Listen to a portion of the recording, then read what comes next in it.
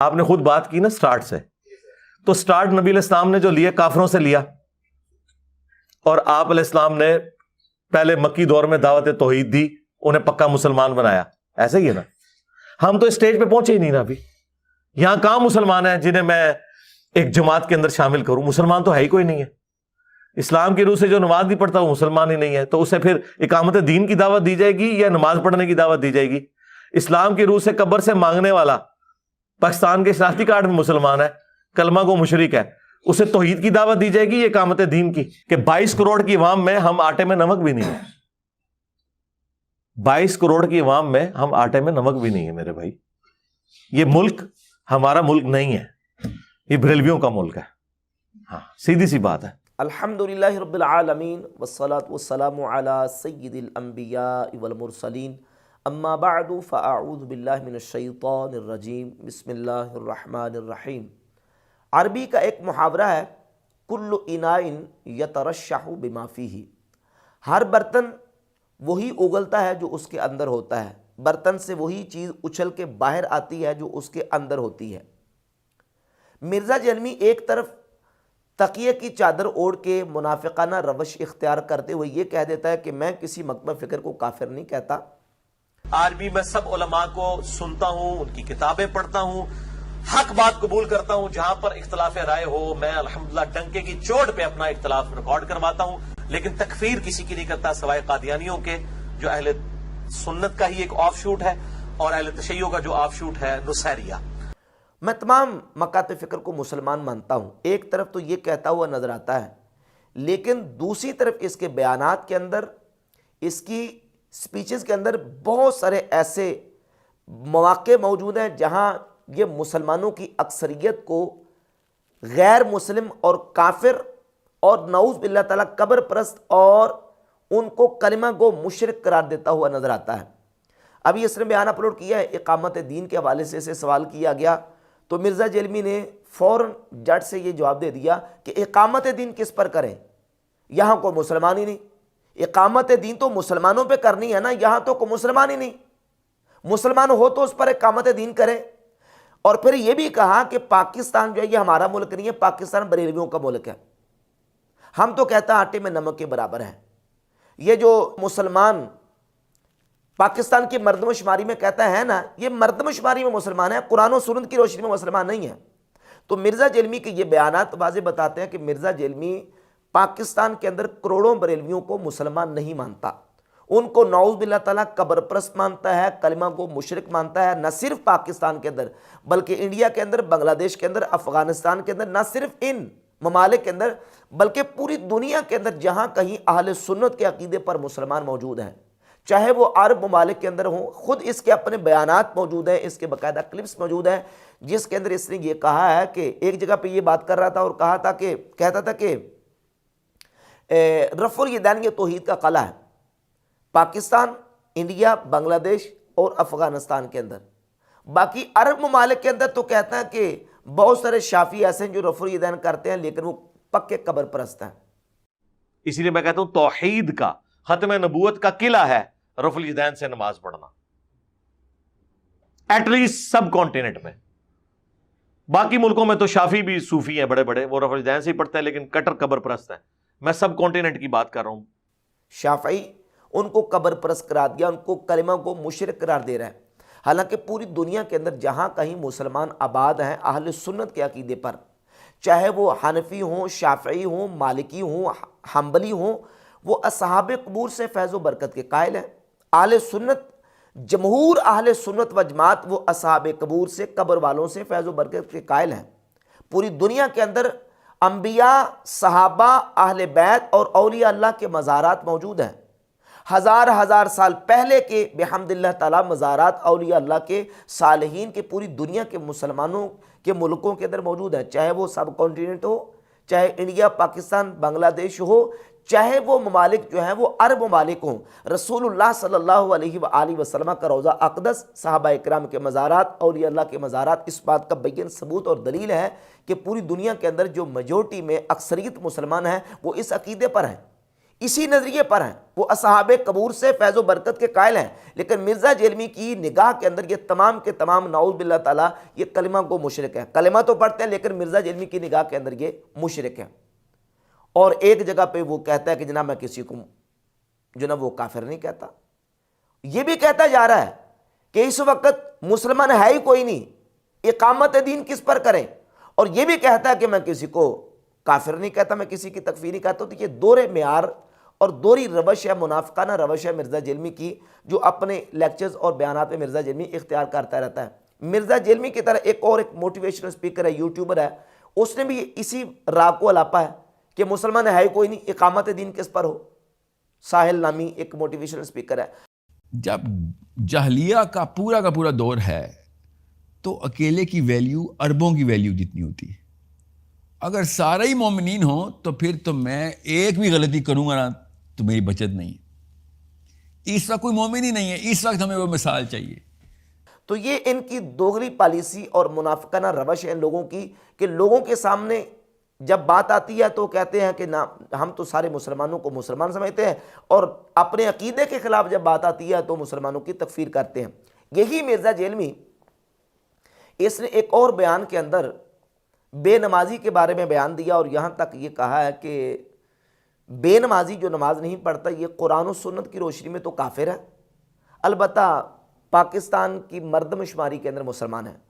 اور اس سے بڑی بات جو یہ تو میں نے تفنن کے طور پہ بات کی، علمی بات یہ ہے کہ قرآن کی آیت ہے وَأَقِيمُوا الصَّلَاةَ وَلَا تَكُونُوا مِنَ الْمُشْرِكِينَ، نماز قائم کرو مشرک نہ ہو جاؤ۔ صحیح مسلم کی حدیث، بندے کے کفر اور اسلام، شرک اور ایمان کے درمیان فرق نماز ہے۔ ہمارے نزدیک قرآن و سنت کی روشنی میں بالکل واضح ہے، جو نماز نہیں پڑھتا وہ کافر ہے۔ جب وہ کافر ہے تو سودی نظام، اسلامی نظام، ایک کہانیاں چھوڑو، کس کے اوپر قانونی طور پہ دین اپلائی کرنے کا نام ہے؟ مسلمانوں کے اوپر۔ تو جو نماز ہی نہ پڑھے وہ تو مسلمان ہی نہیں ہے۔ جب پہلی شرط ہی پوری نہیں ہے تو آپ یہاں پہ بیٹھ کے دیکھ لیں، لوگ وی لاگس بنا رہے ہیں اسلامی نظام۔ اسلامی نظام مسلمانوں پہ ہوتا ہے میرے بھائی۔ پاکستان کے شناختی کارڈ میں تو شاید 20 کروڑ مسلمان ہوں، لیکن قرآن کی روح سے وہ مسلمان ہیں؟ تو جب تک مسلمان ہی نہیں ہوں گے ان کے اوپر اسلامی نظام، اسلامی سزائیں، یہ دیوانے کا خواب ہے۔ تو جتنے نماز کو ترک کرنے والے، نماز کو چھوڑنے والے ہیں، مرزا جیلمی کی نگاہ میں وہ بھی سارے کے سارے کافر ہیں۔ اگرچہ اس پر میں نے بحمدللہ تعالیٰ پورا تفصیلی جواب ریکارڈ کروایا ہے مرزا جیلمی کا، اور میں نے دلائل کے ساتھ اس بات کو واضح کیا ہے کہ نماز نہ پڑھنا یہ گناہ ہے، نماز نہ پڑھنے والا فاسق و فاجر ہے، مستحق عذاب نار ہے، لیکن کافر نہیں ہے جب تک کہ وہ نماز کی فرضیت کا انکار نہیں کرتا۔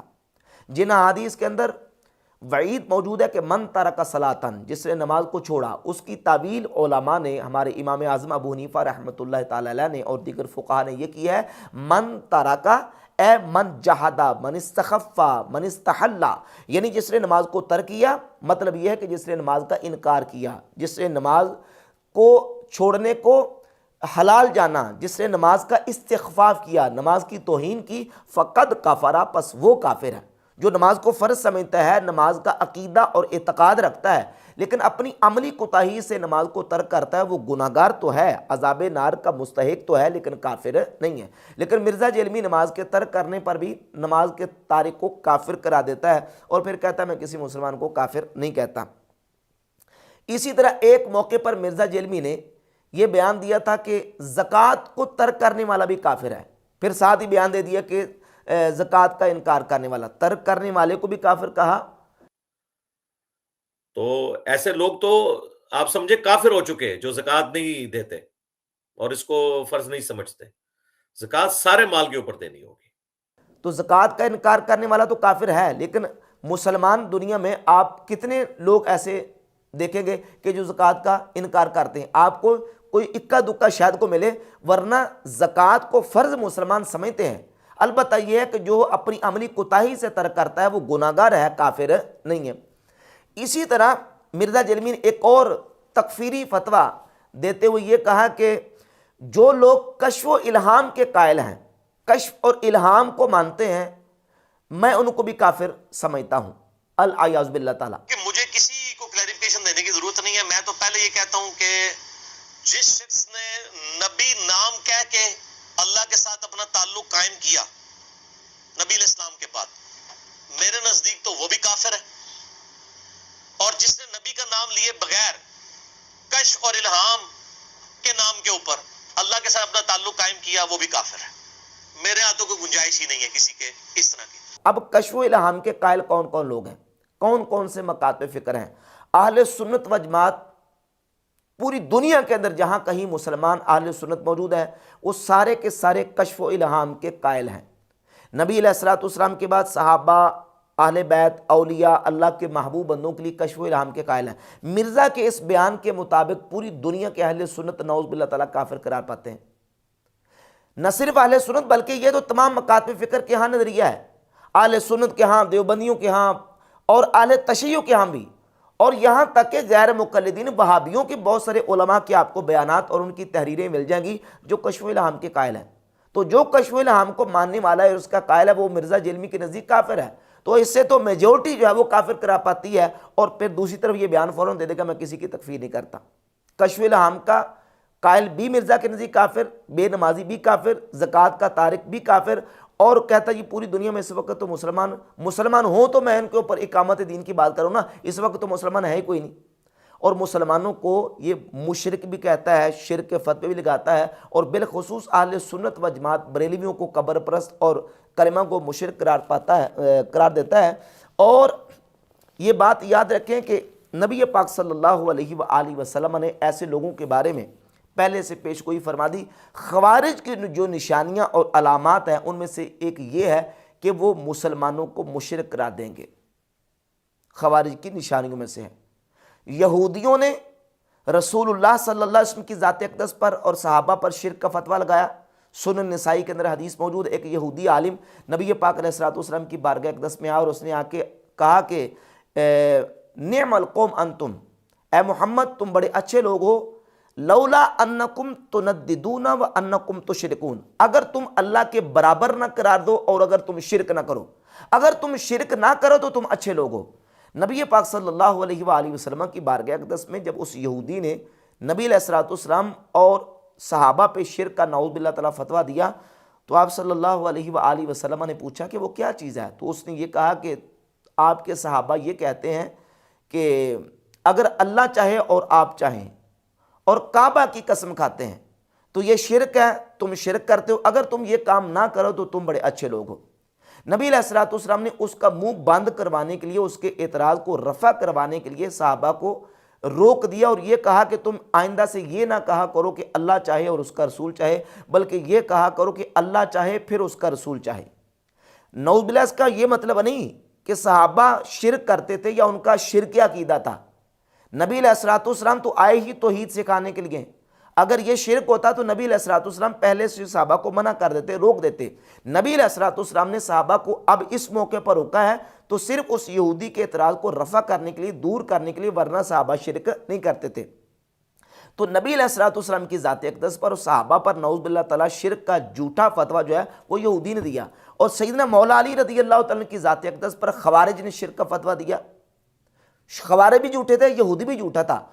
और नबी करीम अलैहिस्सलाम ने जो पेशगोई फरमाई है वो सही इब्न हिब्बान के अंदर हदीस नंबर 81 नंबर हदीस, और हदीस की कई किताबों के अंदर सही हदीस है। हज़रत हुज़ैफ़ा बिन यमान रज़ियल्लाहु ताला अन्हु से हदीस के रावी हैं कि रसूलुल्लाह सल्लल्लाहु अलैहि वसल्लम ने फरमाया कि मुझे तुम पर सबसे ज़्यादा उस शख्स का खौफ है जो कुरान पढ़ेगा हत्ता कि उसके चेहरे पर कुरान की रौनक देखी जाएगी, और उसका ओढ़ना, इस्लाम की चादर उसका ओढ़ना होगा जब तक अल्लाह रब्बुल इज़्ज़त चाहेगा, को फेंक देगा अपने पीछे और अपने पड़ोसी पर वो तलवार लेके कोशिश करेगा और अपने पड़ोसी पर, मुसलमान पर शिरक का फतवा लगाएगा।